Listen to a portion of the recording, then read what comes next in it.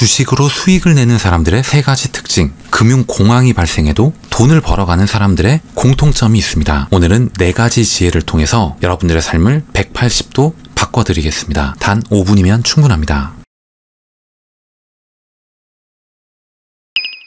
안녕하세요, 따독따독입니다. 따독따독은 여러분들의 매일 1%의 성장을 응원합니다. 4천억 자산가 그리고 전 세계적인 프랜차이즈를 가지고 있는 김승호 회장이 얘기하는 투자 원칙이 있습니다. 그의 삶의 철학이 있습니다. 그 철학 중에 네 가지 노하우를 통해서 여러분들께 깊은 울림을 드리고자 합니다. 그가 이야기하는 목소리에 제 생각을 함께 담아 여러분과 공유하는 시간을 갖도록 하겠습니다. 주식으로 수익을 내는 사람들에게는 세 가지의 특징이 있다라고 얘기를 합니다. 투자라는 건 굉장히 어려워요. 그렇기 때문에 이런 자산 시장에서는 패자가 승자보다 많은 건 보편적입니다. 그렇기 때문에 부자가 적고 가난한 사람이 많은 거예요. 많은 사람들이 손실을 보고요. 일부만이 많은 수익을 만들어냅니다. 근데 이들 중에 손실을 보는 사람들의 특징이 있습니다. 이걸 먼저 말씀을 드리면 첫 번째는 그냥 따라 들어온 경우가 많습니다. 남들이 하니까, 남들이 수익을 봤다고 하니까. 두 번째는 무엇을 살지 계획이 없습니다. 그저 나도 가만히 있기는 뭐 하니까. 근데 공부는 하기 싫고 빠르고 쉬운 종목만 누가 얘기해 줬으면 좋겠는 거죠. 세 번째는 돈의 힘이 약합니다. 이 말은 다시 얘기하면 오랫동안 시간을 갖고 투자할 수 없다라는 얘기예요. 여유 자금이 아니다라는 겁니다. 당장 써야 될 일이 생길 수도 있는 거예요. 그러다 보면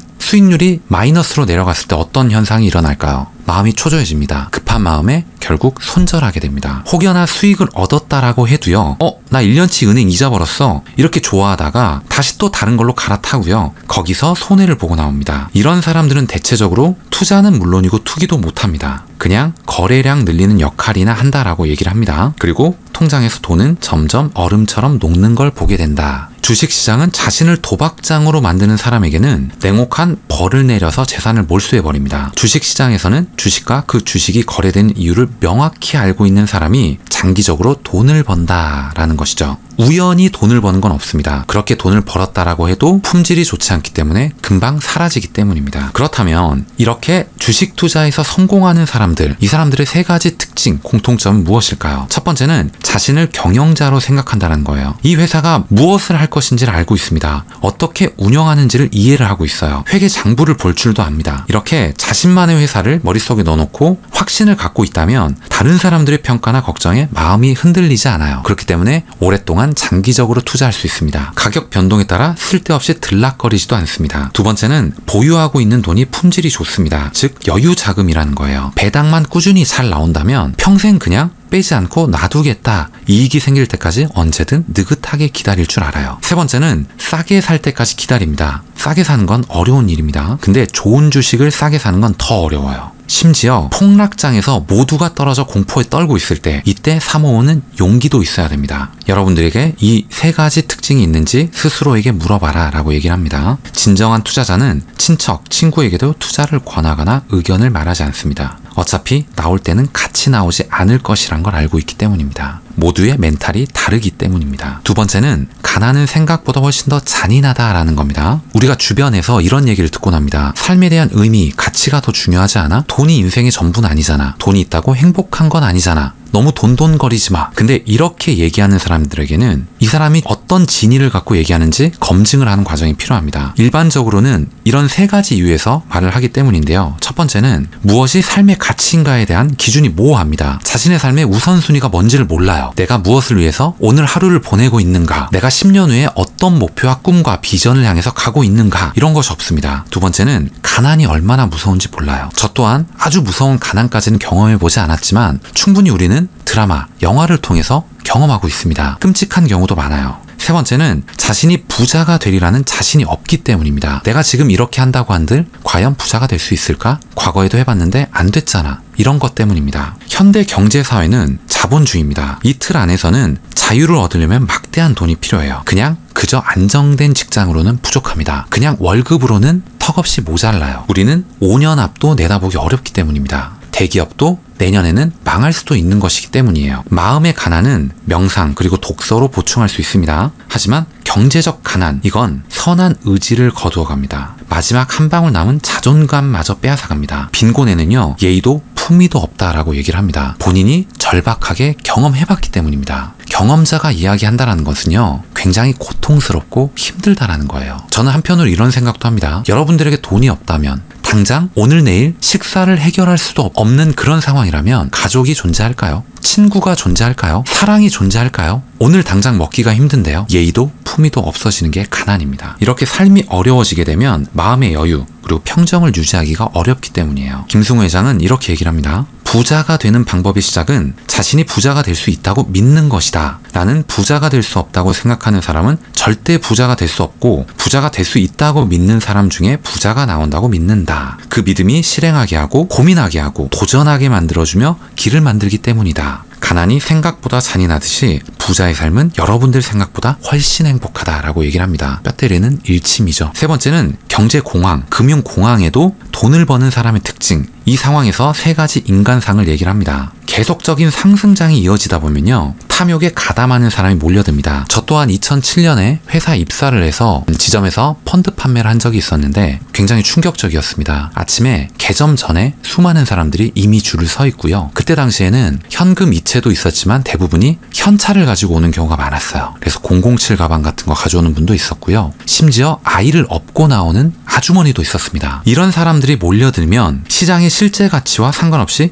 주식시장도 따라 오르는 경우가 있어요. 왜냐하면 돈이 모이기 때문입니다. 묻지마 구매 시장인 거죠. 오버슈팅이 일어납니다. 근데 이런 상황이 지속되다 보면 반드시 거품은 빠져요. 결국 폭락장이 옵니다. 이 시기는 반드시 와요. 이게 자연의 원리이기 때문입니다. 저는 IMF 때까지는 경험을 잘 못했지만 2007년, 2009년 사이에 발생했던 서브프라임 사태, 그리고 2019년, 2020년 코로나 위기를 경험했기 때문에 이제는 어느 정도 반복되는 특징을 알 수 있을 것도 같아요. 그래서 지혜롭기 위해서는 역사를 알아야 한다는 게 어떤 건지 알아가는 기분입니다. 근데 우리는 이런 하락 시점이 언제 올지는 알 수가 없어요. 아무런 예고 없이 갑자기 우박 쏟아지듯이 사람들이 투매를 합니다. 언더슈팅이 일어나요. 주가는 큰 폭으로 하락합니다. 약세장으로 접어들게 되죠. 사람들은 우왕좌왕하게 됩니다. 어떻게 해야 될지 몰라요. 경험해보지 못했기 때문입니다. 그냥 남들 따라서 들어왔기 때문입니다. 이런 사람들의 결론은 뭐냐면 더 빠지기 전에 손절하고 나가는 겁니다. 더 버틸 힘이 없기 때문이에요. 물론 이런 상황에는 공포가 크기 때문에 버티는 것 자체도 엄청난 용기가 필요합니다. 그러한 용기가 수익을 만들어내기도 합니다. 이런 상황에서도 돈을 빼지 않는 사람은 이들이 이렇게 태평한 거는 빚이 없기 때문이에요. 여유자금이기 때문입니다. 언젠간 다시 상승장이 이어질 거니까 이런 마음이기 때문에 신경 쓸 이유조차 없습니다. 이런 상황에서는 첫 번째, 피해를 고스란히 당하는 사람들이 나타나고요. 두 번째는 폭락장에서 전혀 영향을 받지 않은 사람이 나타나고, 세 번째가 좀 특이합니다. 이런 상황에서도 이익을 보는 자산가들이 있습니다. 몇 년치의 자산을 한 번에 벌어들일 수 있는 엄청난 기회로 봐요. 이런 폭락장에는 거대한 부의 이동이 일어납니다. 왜냐하면 자산의 가치가 떨어져 있기 때문입니다. 굉장히 싸게 매입할 수 있기 때문이에요. 가난한 자들의 돈이 부자에게로 흐르고 부자는 더 부자가 됩니다. 이들은 이런 상황에서 투자를 멈추지 않아요. 결국 세상은 전진할 것을 믿기 때문입니다. 이들은 낙관주의자예요. 이들은 역사를 알고 있습니다. 확신이 있어요. 그리고 이들의 야망은 매번 성공해 왔습니다. 저는 이 부분을 읽으면서 세 가지가 떠올랐습니다. 첫 번째는 투자는 심리, 멘탈이다. 두 번째는 모두가 두려워할 때 여유자금을 우량자산에 넣어라. 그 우량자산은 부동산, 아파트 혹은 대형 우량주다. 세 번째는 저점 매수할 수 있을 때까지 기다려라 합니다. 네 번째는 나의 독립기념일에 대해서 얘기를 해보겠습니다. 그러니까 요새 나오는 경제적 자유를 얘기를 하는 겁니다. 재정 자립을 통해서 경제적 자유를 취득한 날, 이게 바로 개인의 독립기념일이다. 내 자본소득이 근로소득을 넘긴 날, 이 날이 나에겐 6월 27일이다 라고 얘기를 하고요. 더 이상 일을 하지 않아도 되는 시작점이다 라고 표현을 합니다. 여러분들 월급쟁이로만 계속 사는 삶을 생각해 보겠습니다. 누군가를 위해 일을 하는 겁니다. 나에게 주어진 시간 그리고 재능을 남한테 제공해서 수입을 만드는 거예요. 근데 만약에 이걸 제공받는 사람이 거절한다면 어떨까요? 나의 수입은 사라지는 겁니다. 나의 월급이 없어지는 거예요. 내 고용주가 나를 내치는 겁니다. 나에게 결정권이 없습니다. 주권이 없는 거예요. 그렇기 때문에 개인이 독립하기 위해서는 내 수입이 나의 노동이 아닌 다른 곳에서 나오게 만들어야 됩니다. 내가 벌어들인 모든 근로 수입을 아껴서 이 소득이 자산을 만들게 하는 게 관건입니다. 그게 독립운동의 시작이에요.